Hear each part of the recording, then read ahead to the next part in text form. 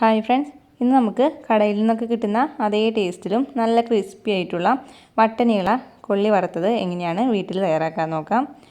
അപ്പോൾ ചില സ്ഥലത്ത് കൊള്ളീനെ കപ്പ എന്ന് പറയും, പിന്നെ പൂള എന്ന് പറയും. അപ്പോൾ നമുക്ക് അതുകൊണ്ടുള്ള ചിപ്സ് എങ്ങനെയാണ് ഉണ്ടാക്കാൻ നോക്കാം. അപ്പോൾ ഞാനിവിടെ കപ്പ നന്നായി തൊലിയൊക്കെ കളഞ്ഞിട്ട് കഴുകി എടുത്തിട്ടുണ്ട്. അത് നമ്മൾ ഒട്ടും തന്നെ വെള്ളമില്ലാതെ നന്നായിട്ട് വെള്ളമൊക്കെ ഉപ്പെടുത്ത് മാറ്റി വയ്ക്കണം.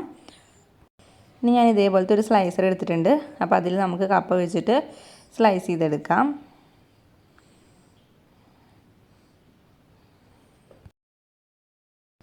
ഇനി നമുക്ക് ഉപ്പുവെള്ളം ഉണ്ടാക്കിയെടുക്കണം. അപ്പോൾ അതിന് വേണ്ടി ഞാനൊരു 1/4 കപ്പ് സാദാ വെള്ളം എടുത്തിട്ടുണ്ട്. അതിലേക്ക് 1/2 ടേബിൾ സ്പൂൺ പൊടിയുപ്പ് ഇട്ട് കൊടുക്കാം.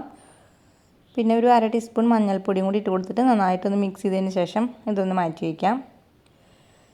ഇനി നമുക്ക് ഓയിൽ ചൂടാവാനായിട്ട് വയ്ക്കാം. ഓയിൽ നന്നായിട്ട് ചൂടാവുമ്പോൾ നമുക്ക് സ്ലൈസ് ചെയ്ത് വെച്ചിട്ടുള്ള കപ്പ എടുത്തിട്ട് ഇതിലേക്ക് ഇട്ട് കൊടുക്കാം. അപ്പോൾ ഇട്ട് കൊടുത്ത് ഒരു 30 സെക്കൻഡ് നല്ല ഹൈ ഫ്ലെയിമിൽ തന്നെ ഇരുന്നോട്ടെ. അതിനുശേഷം നമുക്കൊരു മീഡിയം ടു ഹൈ ഫ്ലെയിമിലേക്ക് മാറ്റാം. എന്നാലാണ് ഇത് നല്ല ക്രിസ്പി ആയിട്ട് കിട്ടുള്ളൂ.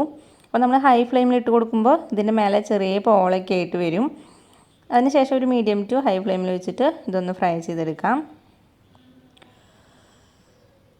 അപ്പോൾ നമ്മൾ ഇളക്കി കൊടുക്കുമ്പോൾ ചെറിയതായിട്ടൊരു ക്രിസ്പിനെസ് വന്ന് തുടങ്ങുമ്പോൾ നമുക്കിതിലേക്ക് ഉപ്പുവെള്ളം ഒന്ന് ഒഴിച്ചു കൊടുക്കാം.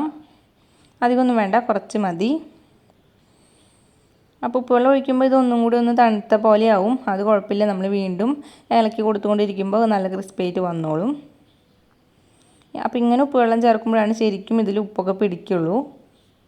പിന്നെ ഉപ്പുവെള്ളം ചേർക്കുമ്പോൾ നല്ല സൗണ്ടൊക്കെ ഉണ്ടാവും, അതൊന്നും കുഴപ്പമില്ല. ഉപ്പുവെള്ളം ഇതിൽ നന്നായിട്ട് മിക്സ് ആയിട്ട് വരുമ്പോൾ ആ സൗണ്ടൊക്കെ പൊക്കോളും. ഇപ്പോൾ ഇതിവിടെ നല്ല ക്രിസ്പി ആയിട്ട് വന്നിട്ടുണ്ട്. നമുക്ക് ഒരെണ്ണെടുത്ത് കഴിച്ച് നോക്കുക. അപ്പോൾ നല്ല ക്രിസ്പി ആയിട്ട് വന്നിട്ടുണ്ടെങ്കിൽ നമുക്ക് എടുക്കാം. പിന്നെ നമുക്ക് ഇളക്കുമ്പോൾ തന്നെ മനസ്സിലാവും ഇത് ക്രിസ്പി ആയിട്ട് വന്നിട്ടുണ്ടെന്ന്.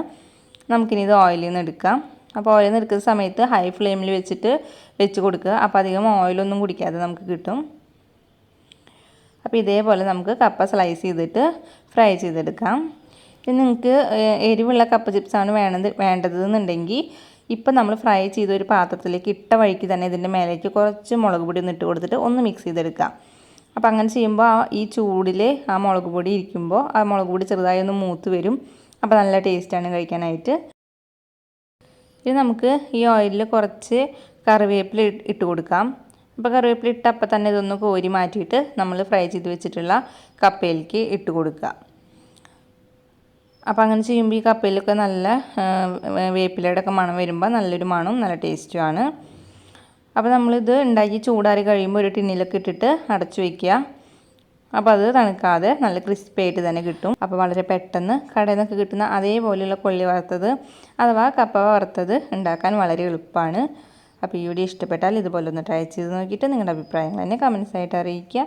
പിന്നെ ഈ വീഡിയോ ഇഷ്ടപ്പെട്ടാൽ ലൈക്ക് ചെയ്യാനും ഷെയർ ചെയ്യാനും മറക്കരുത്.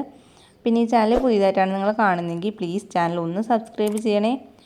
അപ്പോൾ ഇനി വേറൊരു വീഡിയോ ആയിട്ട് കാണാം. അതുവരേക്കും എല്ലാവർക്കും ബൈ.